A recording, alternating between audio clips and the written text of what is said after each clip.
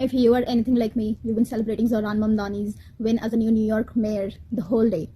And it's honestly commendable how far the New York City has come. Which got me thinking about this one particular book, The Reluctant Fundamentalist by Mohsin Hamid. I read it years ago, Mohsin Hamid's story about a young Pakistani man, immigrant in the US, working his way to achieving his dreams, and how post 9/11 his whole life turns upside down.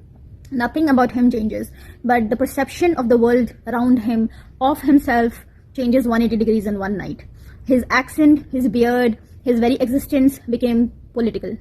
And not to be fooled, Zohran's competitors even today tried everything in their power to associate him with suspicious heritage. They accuse his voters of forgetting 9/11, which only goes on to show how engraved the narrative against Muslims were in New York, which we see in the book Reluctant Fundamentalist.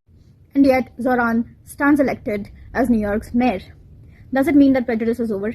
Unfortunately, no. However, it means there is a crack in the narrative. And this is why books like The Reluctant Fundamentalist by Mohsin Hamid matter. Because it shows us what it took to get here, lest we forget.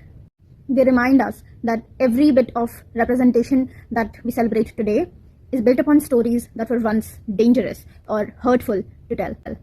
Forget trending, read what laughs.